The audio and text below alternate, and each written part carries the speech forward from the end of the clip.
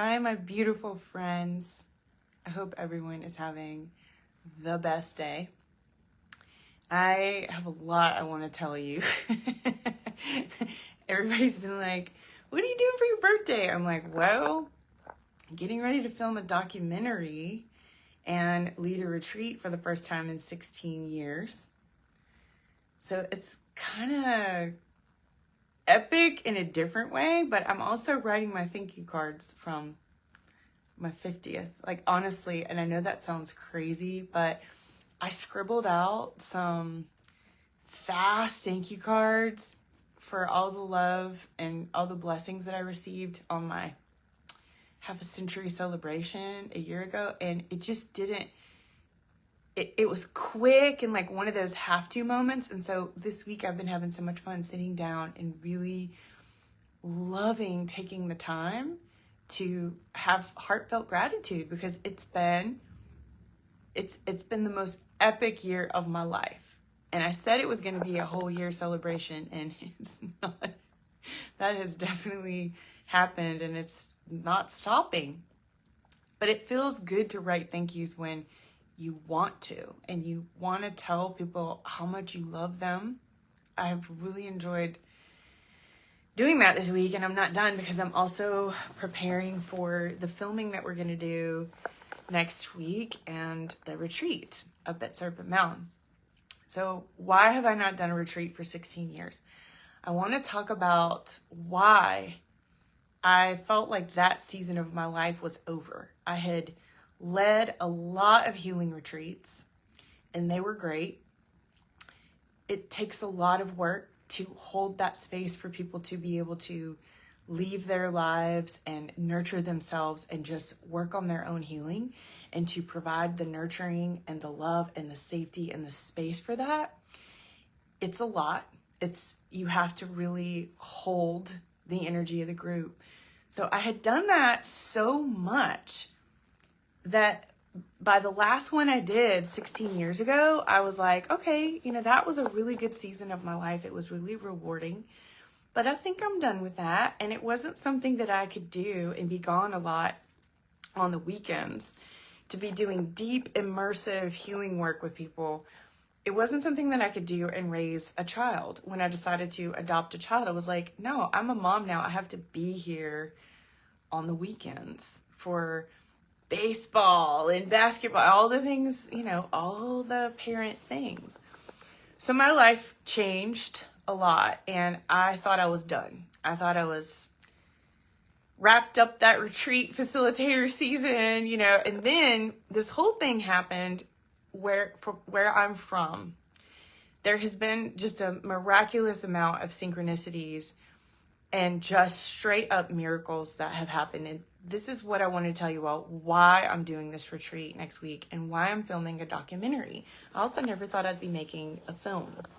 But long story short, my whole life, going back home to my mom's hometown, Ashland, Kentucky, right on the Ohio River, extremely polluted area, oil refineries, ethanol plants. My grandfather, he worked his whole life at the steel mill, Armco steel mill in Ashland, Kentucky. The first thing when I was little, my dog Georgie and I would be in the back seat, no seat belt, it was the 70s. I was crawling all over the back seat. We would see those smokestacks. We would see, it looks like Gotham City, you guys. It's so gray and ugly.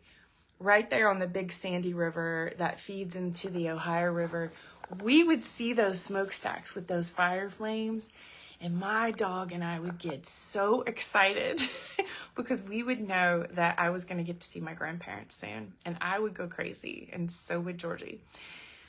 Those smokestacks are so gross, and what used to be Ashland Oil is now Marathon Oil property.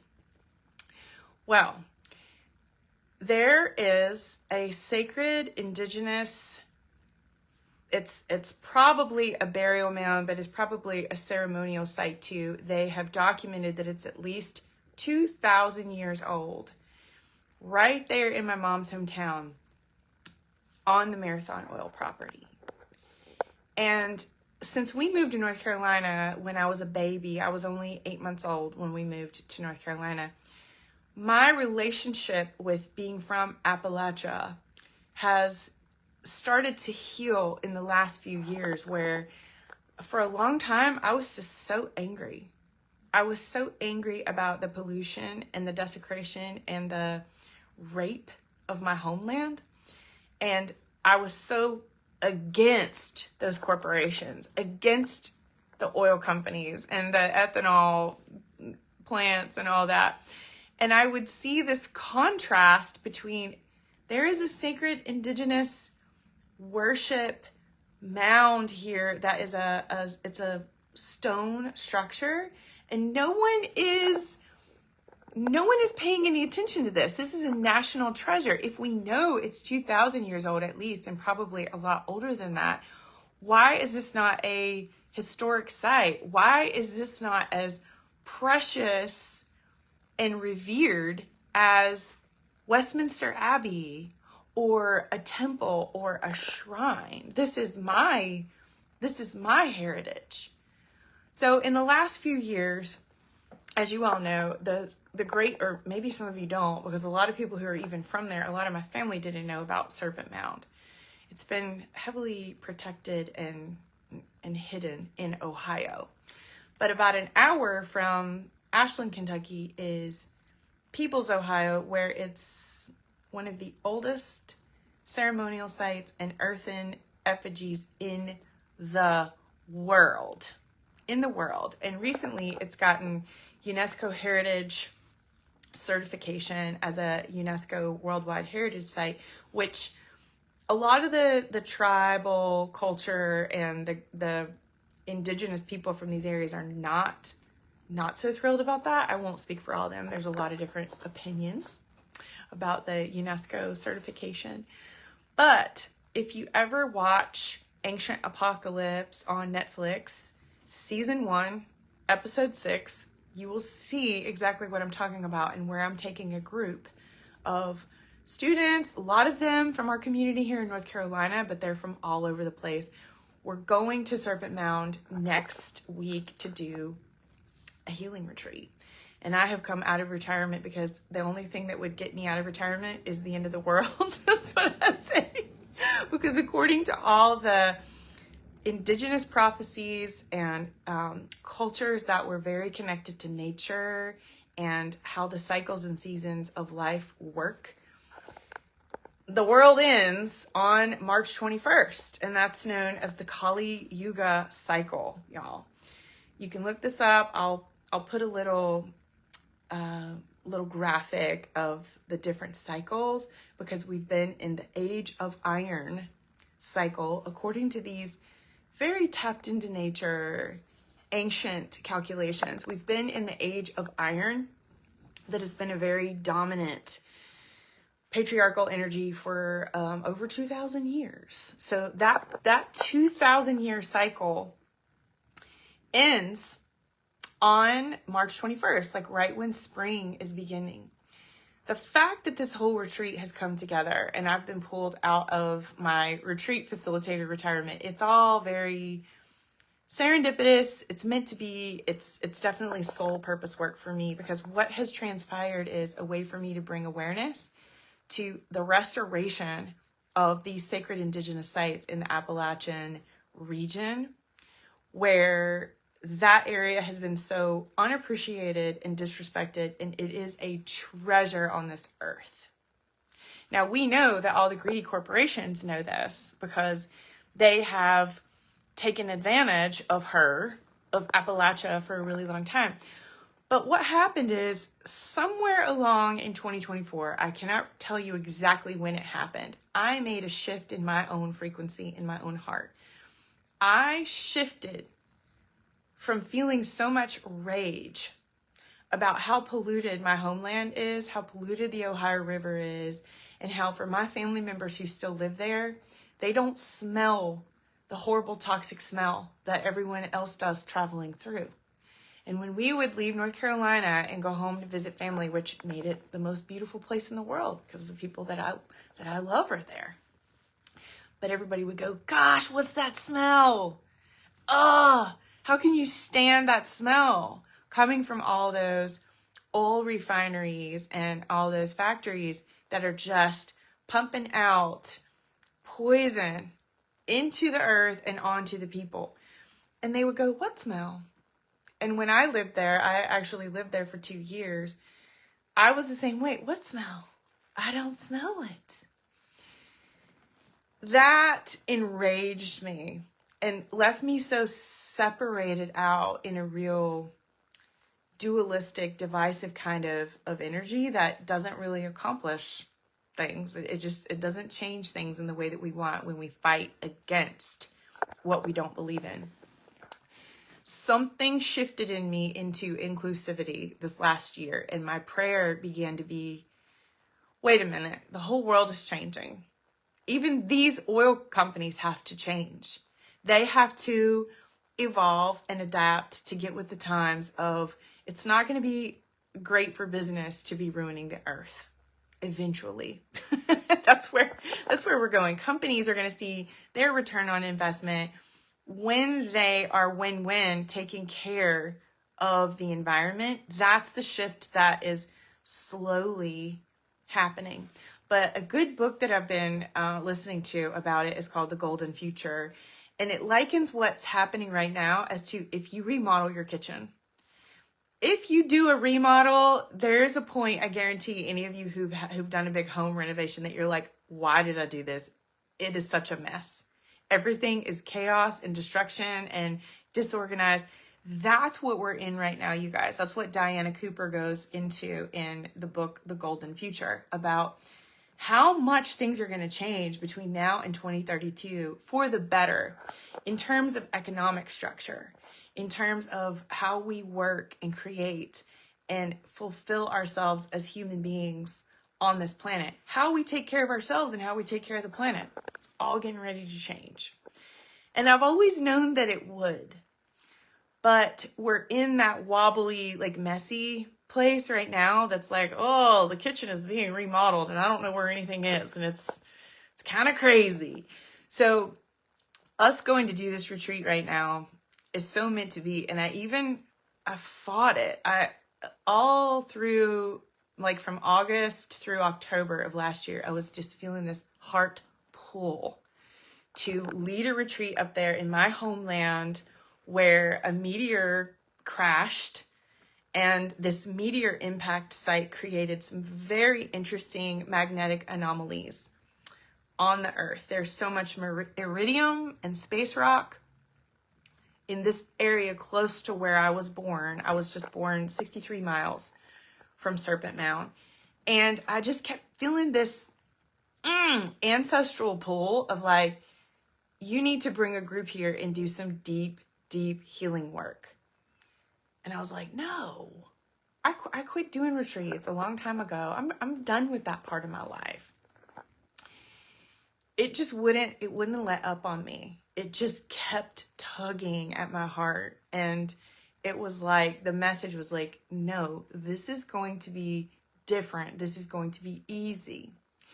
And I went up there on 11/11 and found a retreat center that is so matriarchal and very connected to Indigenous organizations that work in support of the restoration of all these Indigenous sites.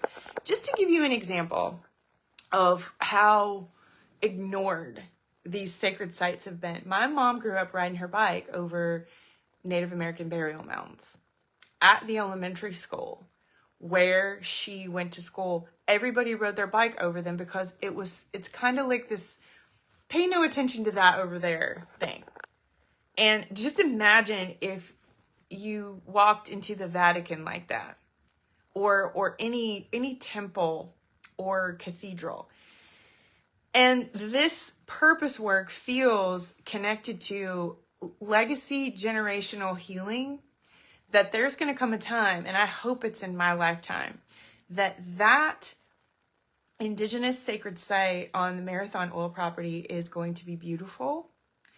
You're going to be able to go there and pray or meditate or pay your respects to the ancestors that have come before, to all the Indigenous people who were so wise and were so connected spiritually to God and to the planet, and they had so much respect for all of life. And I want to respect and honor them. And in doing so, we honor ourselves and we heal ourselves, because there's a saying in the Mayan language that reminds me of a saying in Lakota. The Mayans say, "En Lakesh, I am another you." And in Lakota, especially in ceremonial spaces, we honor all our relations. Metakweasin. Metakweasin. You'll hear that where it's saying, I am related to the birds, the trees, the soil, the mushrooms in the soil. I am related to the water, to the animals, to the stars. They are my family. And that is the whole shamanic approach. This is what I teach. This is what I live. We are a family. There is no reason to be afraid of planetary influences, astrological alignments. Like when we're coming into eclipse season and we're already in a Venus retrograde, we're coming into Mercury retrograde. Don't be afraid of that kind of stuff. This is your family. These are living beings, these planets that affect you. They affect you, whether you want them to or not. You can say, no, that's bad. I don't believe in that. And it's like, well, that's like saying you don't believe you have grandparents. You can not believe it, but they're still having an influence on you. And that's like the practical way that I teach about being in connection with the cycles, the seasons of nature, the earth. So what we're doing next week, since it's taken me a long time to explain all this to you, we're filming a documentary, and we're going to start at Pilot Mountain, because Pilot Mountain is connected to Serpent Mound, Ohio on the same ley line. And a beautiful friend of mine, Amanda, who's a geologist, she shared this ley line map with me years ago when all these pieces of the puzzle were coming together and I was reclaiming my connection to my homeland. But it's not just about Serpent Mound. There are sacred sites that are like chakras on the body of the earth, all over the earth, that give us power, help us heal. And that's what we're delving into next week. But my big why I'm doing this retreat and why I'm doing this documentary is to bring awareness to this particular area of the world that needs healing. And I see miracles coming for the restoration of the Appalachian Mountains. So tune in next week if you want to see what we're up to when we begin at Pilot and we go all the way up. And I'm going to be doing kind of like a tour of hidden sacred sites along the way. And I'll just be going live every now and again, because filming a documentary is going to definitely take a while. But I'll be going live to like give you a little insider info behind the scenes. Bye.